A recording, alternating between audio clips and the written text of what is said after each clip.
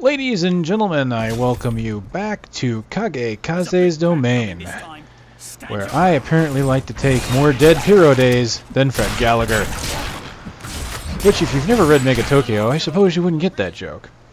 No, well, nerd points for me, I suppose. Alright, we are continuing on with the monk here. Patch 18, which I'm pretty sure is now actually 18. It might not have been 18 last time. I just know that I saw the launcher give me I must wait to use that ability.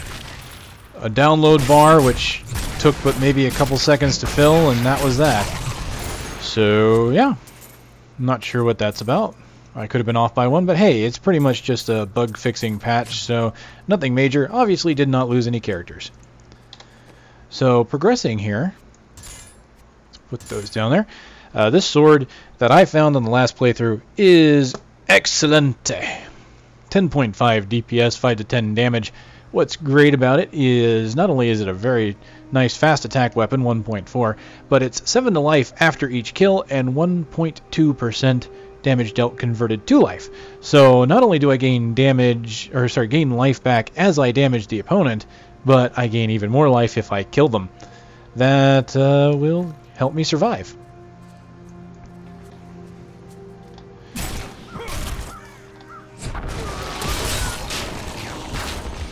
My strength has increased. Alright, this is the moment I have been waiting for. Thunderclap is a whole new rune for this beta. Hey, 11.5. I must have amazing luck lately. Okay, that's 5 to 10, as is this, but that's 1.4, and this is 1.54. So this one attacks a little quicker. We'll just put that on. 15.44. And it goes up to 17. What happens if I take it off? 14. So definitely more DPS while dual wielding. Cool. Got a nice attack speed here, 1.5 and 1.4. With dual wielding 1.7, I'm getting very close to 2 attacks per second on this monk. That is very nice. And since I'm about to put Fists of Thunder back on, it may get even faster. Of course, you won't see, this is the downside to Fists of Thunder. You will not show you the attack speed increase for using it. It is much like Frenzy for the Barbarians, since it is a self-buffing skill. It basically only gains the attack speed increase for that skill. So the detailed tooltips there, the detailed stat screen, not going to help you out too much. So let's look at our first rune. This is Thunderclap. This is new. You teleport to the target and release an electric shockwave with every punch that hits all enemies within 6 yards of your primary target for 35% weapon damage as lightning. That is pretty darn good if you ask me. So now I get a quick movement step to my enemy. So this reinforces that monks are all about moving, transitioning, getting into the spot you want to go. So not only do I get a quick teleport, and it's probably not very large. Some reports I've seen on the forums are pretty much saying that that's probably around that 6 yards that you get the AoE is probably the actual distance that you can teleport. So not only do I teleport to the enemy, but it does AoE. So I'm doing 110% damage to my primary target, and then 35% to everything else around it, which is nice. And the beautiful part is, once it comes back up, you can see that I still get that nice AoE effect. Whether or not it gives me a knockback, I couldn't tell you for sure. I'm going to test it. We're going to find out. But you can actually kind of see here the speed at which I can attack. Let me put on Deadly Reach on my secondary. We can actually test this with 2 skills. We're going to move on. And also what I'm going to do this time, guys, I talked about an editorial section with... look at that. Kaboom. Now, if I'm not mistaken, the teleport is only on the first strike. Anyway, as I was going to say about doing things a little bit differently, I am going to kind of treat this segment to answer some questions I've seen in the comments and emails that I've gotten I've already answered them in the comments and sent emails on, but I want to kind of put them in here in a video format as well. I'm really trying to reduce the number of duplicate questions I've gotten, because it can sometimes be a little time consuming to repeatedly respond to the same question. Not that I don't mind trying to help everybody out, it's just I think it's better for everybody if I can try and keep that information central for all of you. Let's see here. So let's go ahead and look at our attack speeds. 1, 2, 3, 1, 2, 3, 1, 2, 3, 1, 2, 3. So yes, there is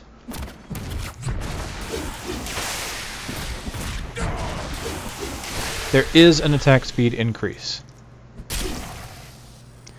And so unfortunately we can't see it with, as I said, we can't see it with the tooltips. So what I'm going to do here is let's see if I can... You can see there, it looks like the knockback still exists. Yes, there it is.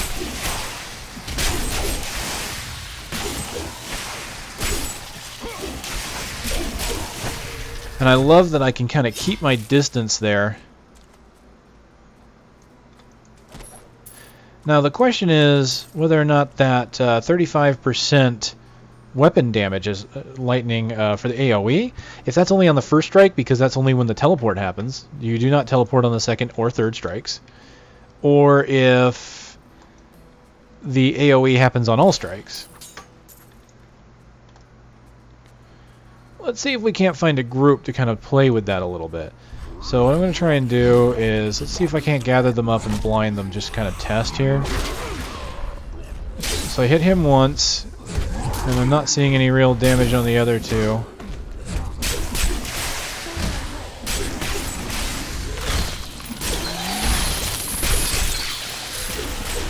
I'm not really seeing the damage happening there.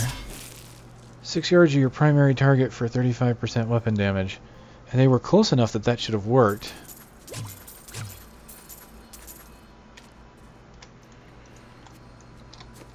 Alright, what did I get? Hey, 2 experience. I'm going to lose armor, but I'm cool with that. More experience is good. When did I pick that up? That's a 2. Go away.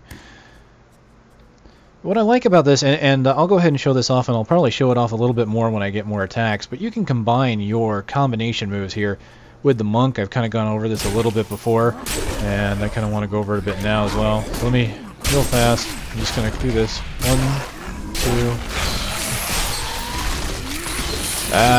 grotesques are horrible test subjects, because when they die, they blow everything up around them. Well, we must find more monsters to kill. For science, you monster.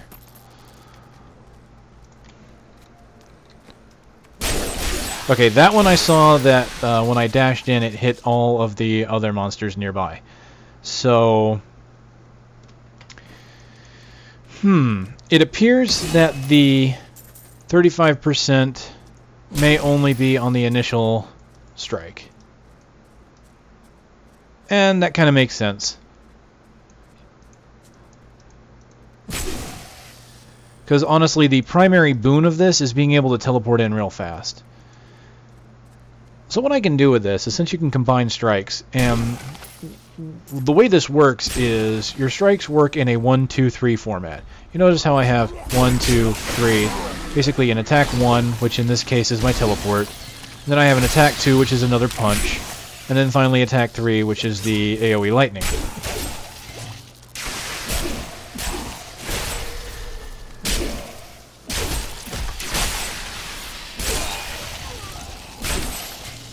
That is pretty cool. And just being able to kind of teleport in. I am liking this rune. This is amazing, honestly, in my opinion. It's... wow. Just being able to attack and be where I want to be.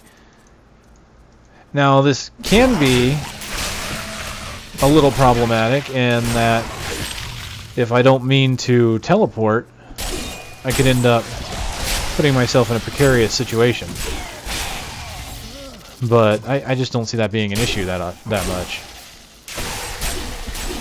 And if that's the case, I can always just use my Deadly Reach, which I've got slotted. So what you can do here is I'm going to do a 1, 2, 3 in the form of 1, 2, Deadly Reach. Your flaws are revealed. And the reason for that is, since Fist of Thunder attacks faster, I can get that third hit here for Deadly Reach quicker. So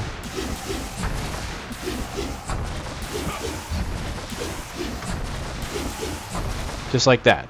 1, 2, 3, 1, 2, 3. Much faster than I could have gotten it on its own. Of course, if I wanted to, I can just teleport and then use the last two. So there's a combination for you. Move in.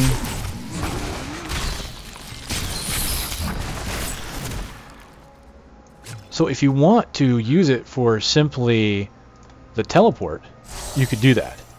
So I get this first strike, which is the teleport, and considering that the first strike of Deadly Reach is really not that much, I mean, if you zoom in here, you can see that the first strike really does not go that far.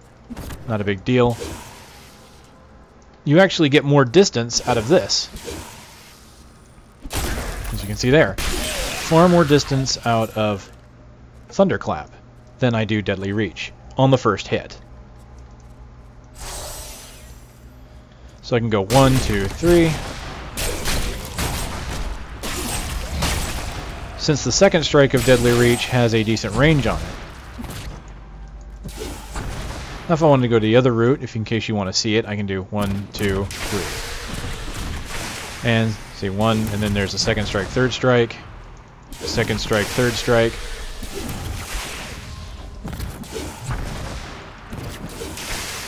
So there you go, kind of examples to show you how you can do that. Now if I had a third ability to use for my skills, I could intertwine that in there too.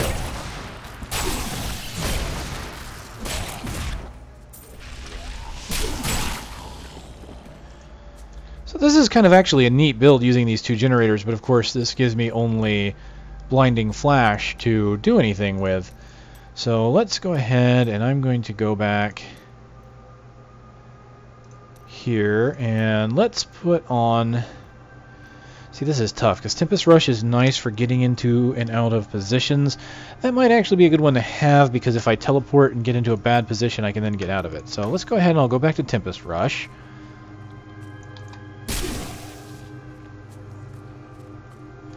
I am enjoying this, honestly.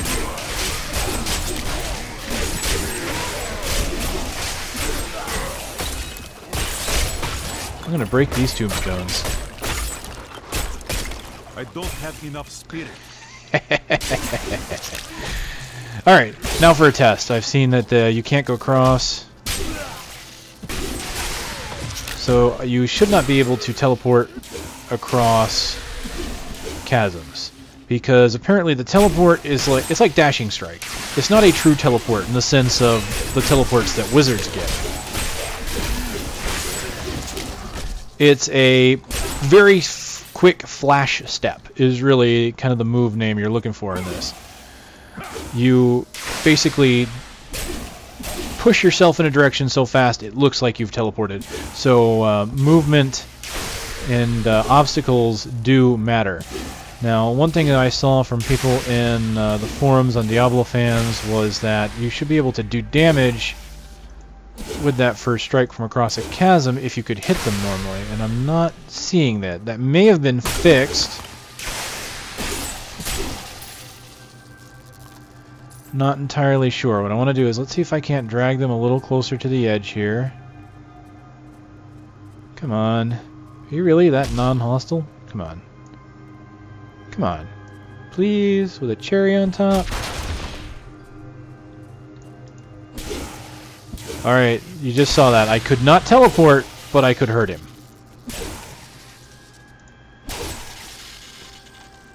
That's lethal. So I could use a gap to my advantage with this. I don't know if that's intended. I mean, honestly, if you think about it, using... I really don't think that's going to be a big deal. You think about that. That's 110% weapon damage, right? Every first strike, and I have to wait in order to do another one. Because if I do it too soon, there you see I did my second attack. So 1, and then there's the second attack that wouldn't have teleported. So to illustrate it further, I'll use the other ability. Whoops, of course I forgot I slotted it off. But Deadly Reach would do the same thing, every third hit. So that's really not a big deal in my opinion. Yeah, I'm liking this. I actually use that as an escape mechanism.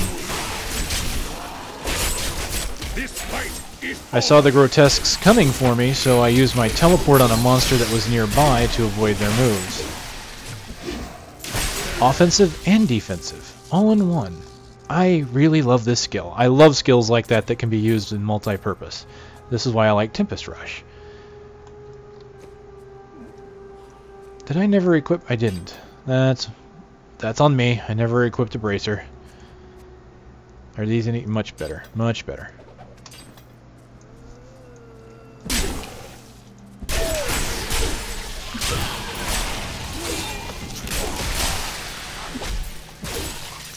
So the monk excels at getting where he wants to be to do his damage, and the edge of combat by basically staying at the basically the edges here of a monster group, staying at kind of the frills, or you could basically get right into the middle of a group if you so desire.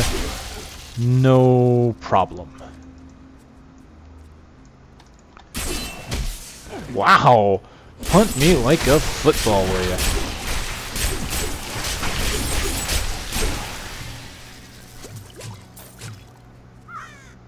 I'm just loving how fast that attack is. Let's go back here. You see, I got that 1.77. I bet you this is very close to 2 attacks a second. If it's not, it's probably like 1.9.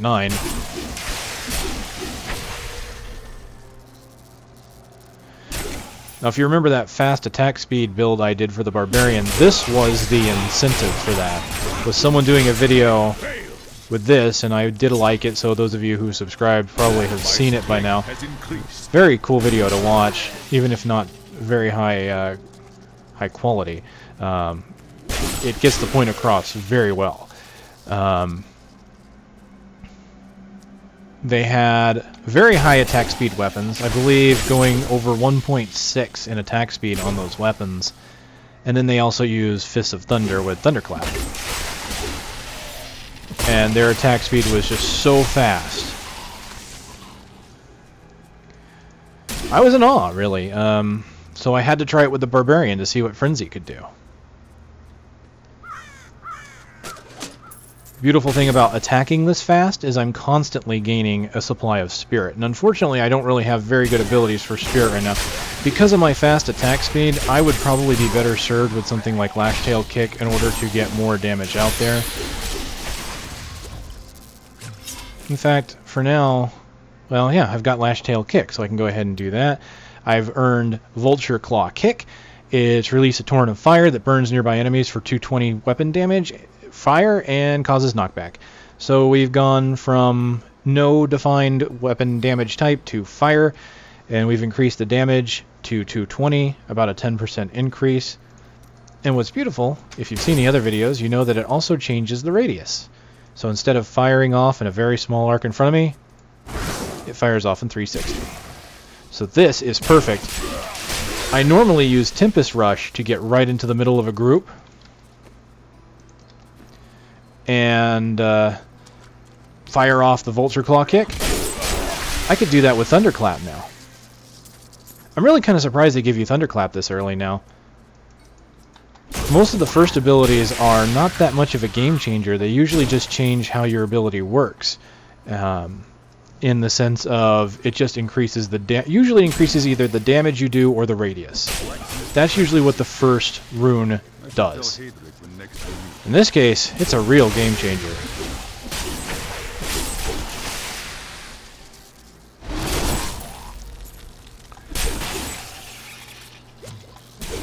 Well, since we're talking about fast attack speeds and getting Spirit, it's pretty much... You can go over Spirit here. You start at your 150 pool of Spirit, and it never goes down, which is great, unlike the Barbarian. It goes down after 10 seconds. So in this case, you can hold on to your spirit as long as you want. But when you're at full spirit, I would probably recommend using something. I use kind of this analogy with the wizard, and it kind of bled through to the barbarian even though I didn't mention it, was that once you're at full resources and you start regaining more resources, you're essentially wasting those resources.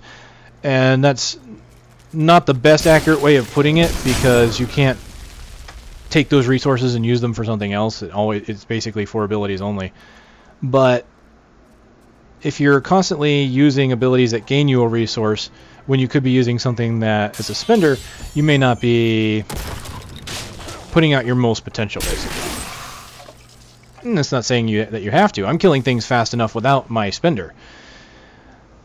So usually what's kind of good to do for maximum killing potential for, you know, when you're out in the world like this, and this is not necessarily for boss fights, because boss fights have basically other mechanics that you have to worry about. But when you get a chance, if I'm like, see, I'm at pretty much full spirit here.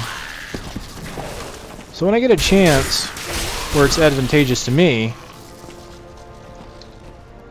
I really should probably use my Lashing Tail Kick. I would probably want to use it on a group of enemies. So here, like, I've got a group coming around me now that are very non-hostile, apparently. And there we go. And I don't even need to do more than that. I've used up a little bit of my spirit. Now every attack I do will give me a bit more.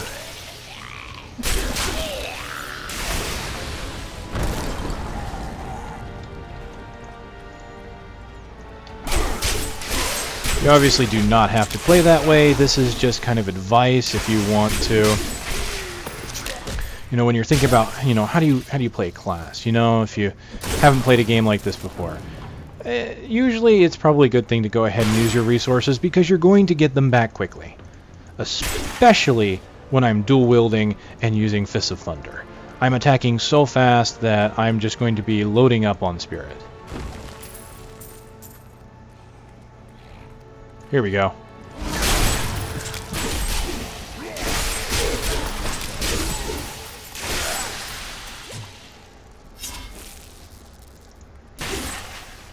I'm loving this teleport.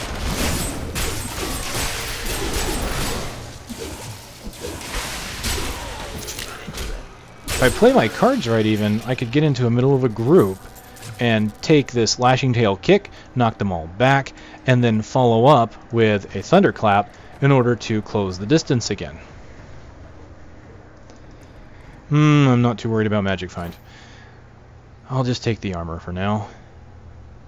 Got some decent items around here. Nothing that I really feel like replacing, though. Okay.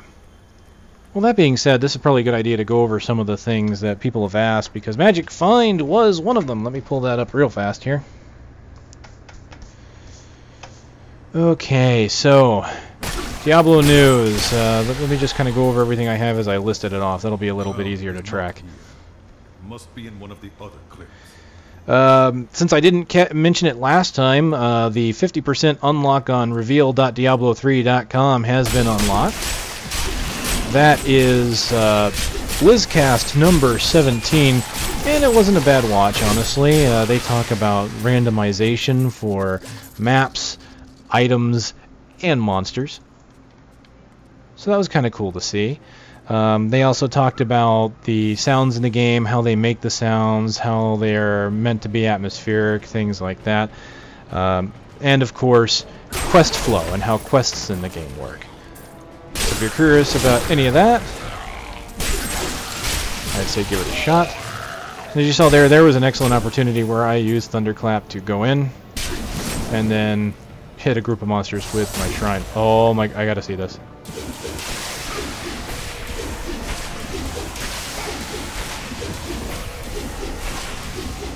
Oh, that is a thing of beauty.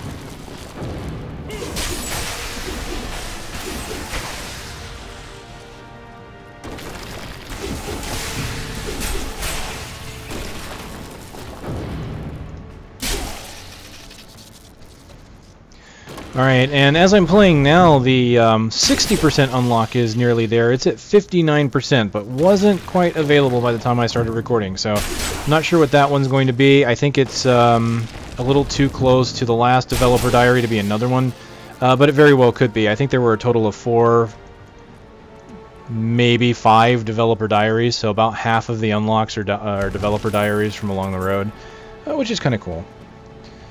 Let's see what else. Just because people have asked, beta achievements are only for the beta. They are not going to carry over to the full game, because I know this is kind of one of the things that I got from open beta, people wondering about.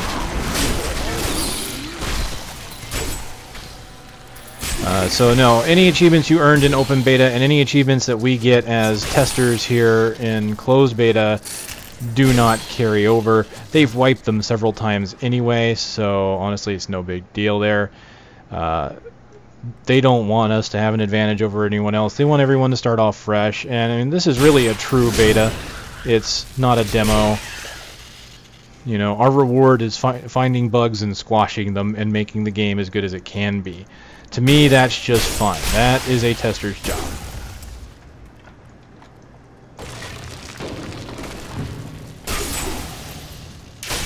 Speaking of achievements, this one I didn't write down, but I was just thinking about it, and let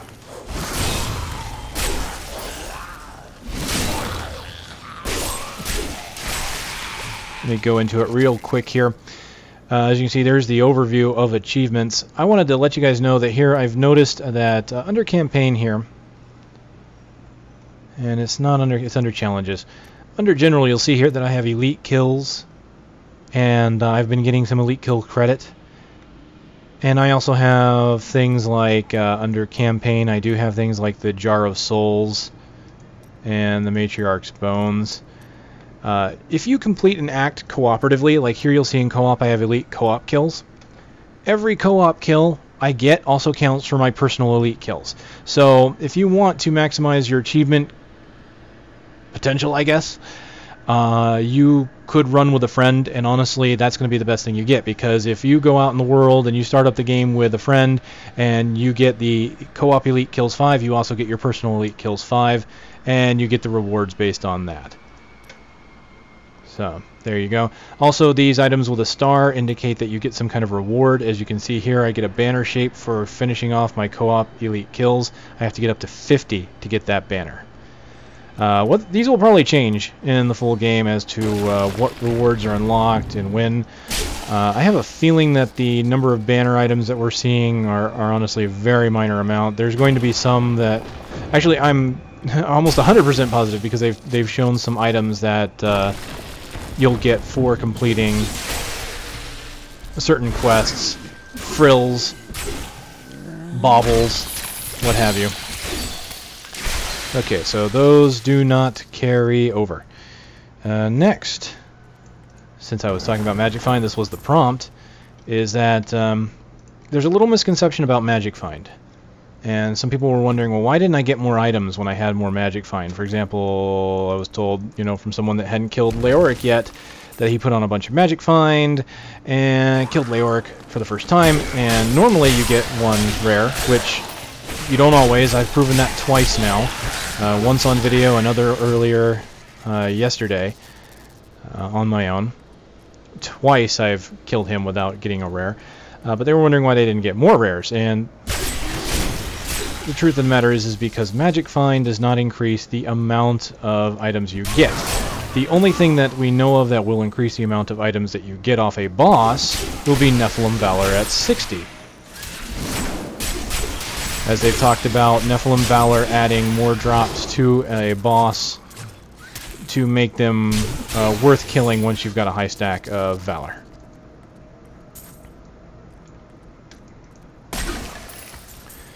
So what Magic Find does is it increases the probability of any item that drops to be magical, rare, legendary, or maybe even a set item.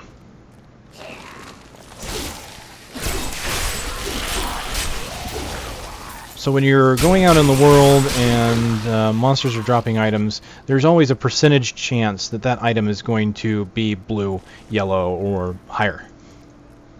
And your magic, and every character has an innate magic find chance. And it should be the same across the board. Your magic find percentage that you get on items is increased by that. So when you see someone rolling around with 100% magic find, that doesn't mean they are guaranteed to always get a magic find drop. That's what you have to understand. Just because you have 100% magic find doesn't mean anything. It's the same thing that happened in Diablo 2. Just because you had 100% magic find did not mean you had a 100% chance for a... Ooh, this is kind of a cool strategy. Check that out.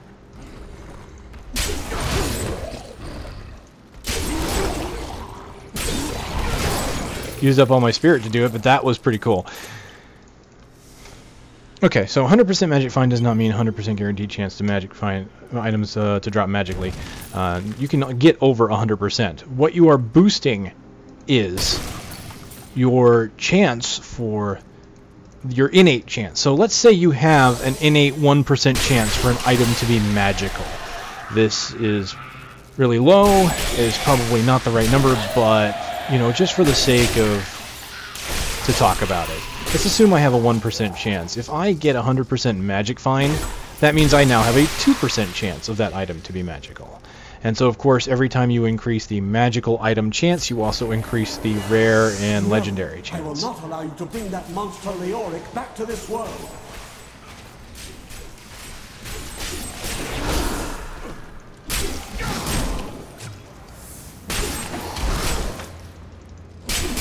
Yeah, I knock him back a ways, don't I? My strides grow longer. Alright, so hopefully that explains that concept. Now what I'm going to do is I'm going to go ahead and use this. This is Breath of Heaven.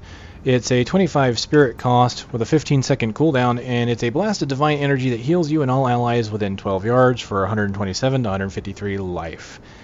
This will, of course, go up as you level. And what I'm noticing here, and I'll go ahead and point this out because someone did ask about stats as you level a while back, and I never did quite comment on it. It looks like you get a set progression. I will have to review footage or actually be writing these down to know 100% for sure, but I've noticed that for a couple levels now, this is what I've gotten. 1 strength, 3 dexterity, 1 intelligence, 2 vitality. That is for the monk. So I imagine every level I will get 1 more strength, 3 more dex, 1 more int, 2 more vital. So that means my life is not going up very high, but decent enough. I'm a melee class. I imagine the barbarian's probably the same way, 2 vital. The barbarian will probably be 3 strength and 2 dex, and again with 1 intelligence. This way, as you're leveling, you will always increase your innate resistances. As you can see here, I have my innate resistances without gear to allow you to survive through harder difficulties as you go.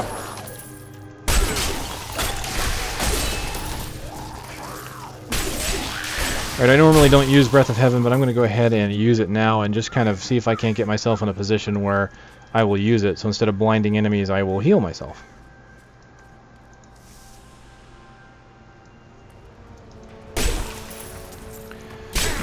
Okay, now that I've gone over Magic Find, hopefully that has helped you guys regarding that.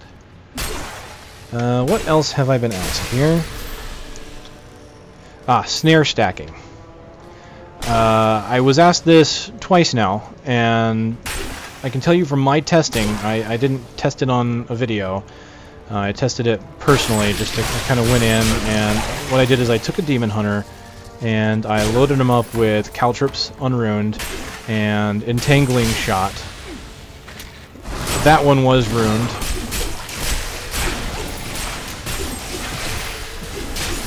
And that was with Chain Gang, so I could make sure I tested across a wider group of monsters. So I'd basically chain them, drop a caltrop on them, or vice versa, let them get into the caltrop and then chain them to see if the slow would stack, because the slow on unruined caltrops is the same as Entangling Shot with Chain Gang, which I believe off the top of my head to be 60%. And From what I could tell, it did not stack additional slowing, because the proof I saw, or the video I saw where someone said that it possibly does, was they were showing video footage of some of the carrion bats in the cathedral, and the carrion bats would suddenly stop, and they were too low of a level to have the passive to do that. And I honestly attribute that to the AI behavior of the bats. They tend to stop and start. And as you've seen here, a lot of these monsters, when I've tried to get hit, stop and start. For no rhyme or reason, just because it's a low level. Darn. 1.4? Yeah, it's still slower anyway. So from my testing, no, snares of any kind do not stack. So if you even had Caltrip's Ruined, which was an 80% slow, what would happen in that case is the higher snare would take precedence. So if I use the Caltrip's Ruined, then they are slowed by 80%. If I snared them with Entangling Shot, I would not lose that 80%. It would not go down to 60. They would simply stay at 80.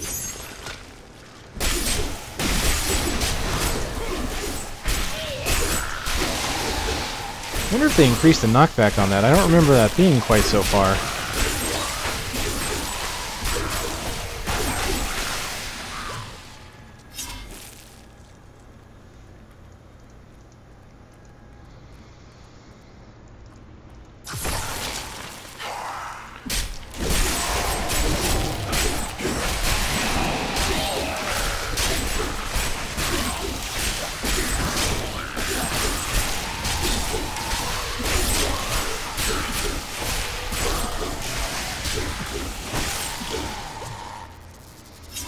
Alright, lastly, I was asked about the black mushroom. I have not found one in a video in a while, but you may have seen a couple videos where I did have one. The black mushroom used to drop outside of Adria's hut. It now drops randomly in the world. Presumably, it may just only be in the cathedral, to be honest, because that's where most people seem to be finding it. The black mushroom is a throwback, or kind of a shout-out to Diablo 1. There was a quest where you had to get a black mushroom, and this gave you a potion to use in the game. In this game, it pretty much doesn't do anything, at least that anybody knows for sure. However, there was some data mined information that I saw on Diablo fans that suggests that the black mushroom will possibly be a reagent for the new secret level, which I would call the secret cow level, but we don't know if Blizzard is actually trolling us about there being no cow level, or if they've actually replaced it with some other kind of creature. Ponies seems to be the most popular answer to that one. I think it'll probably just be a cow level. They've talked about the corpse of the Cow King and things like that when they've hinted it, so yeah, ignore the tooltip that says, or the hint when you load the game that says there is no cow level. They've said that before. And they're big, nasty liar faces. Terrible liar faces. Yeah, they lie. Okay. I have gone through these crypts. I'm going to get my crown. I have been talking a lot this time, so I do believe I've hit my half-hour mark, possibly further. So I do not want to continue too far at this point. I will continue the next video going into the cathedral, and we'll try and move fairly quickly for that. So, before I move on, since I did gain some loot, I have this, which is a wonderful helm for me, a Gathering Leather Hood of the Hawk. Gives me 3 dexterity, which is my primary attribute, so that's more damage for me, and I get gold and health pickup. Let's put that on. Extra gold on some armor here with 19 armor. I'm going to go ahead and use that, because gold is pretty good at this point.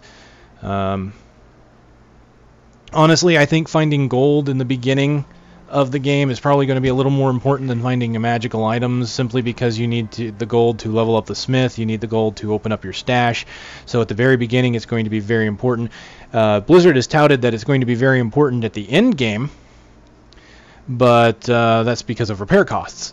So we'll have to see. You know, it'll be a balancing act at that point.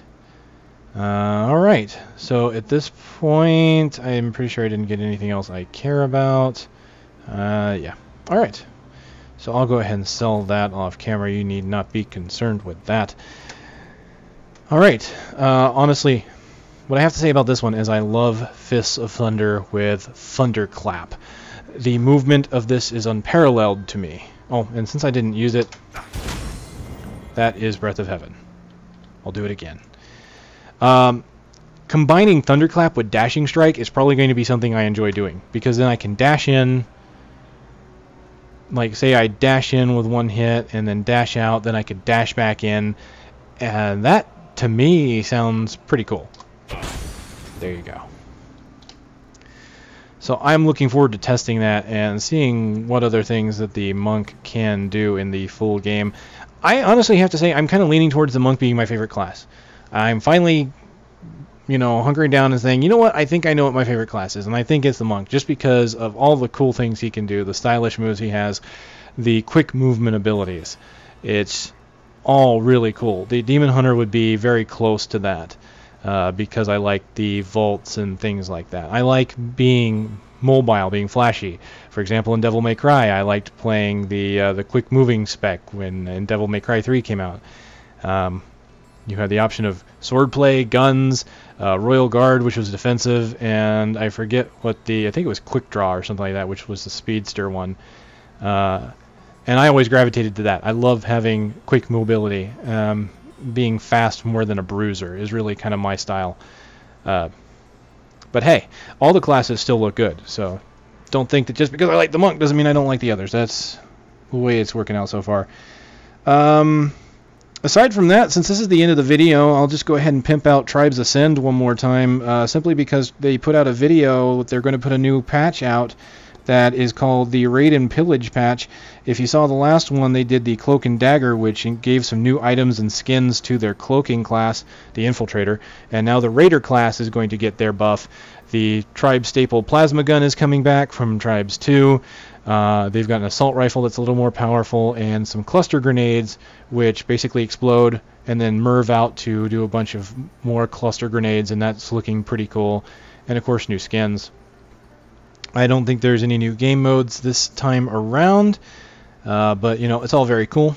So I thought I'd shout that out again. I'll provide the Tribes Ascend link in the video description here if any of you are still looking forward to trying it. If you want to sign up, I recommend using the link, as when you get level 6, not only do you help me to gain some unlocks and gain some experience, but you'll help yourself, because when you use a referral link at and you get level 6, you get some bonus experience as well. So there you go. Alright, I will stop talking about tribes, and I'll go ahead and end this video. As usual, like I said, you can leave comments, questions, suggestions in the comments below, or you can use the shadowpost@gmail.com. I'm not resorting to using one or the other yet, so if you ask questions one or the other, I will get them, and I will look at them, and I will respond. And I may do more things like I'm doing now, where I answer them on videos, again, to kind of curtail the repeat questions. Alright guys, thank you very much for watching. It's Kagekaze and the Monk, patch 18, and I'll see you next time.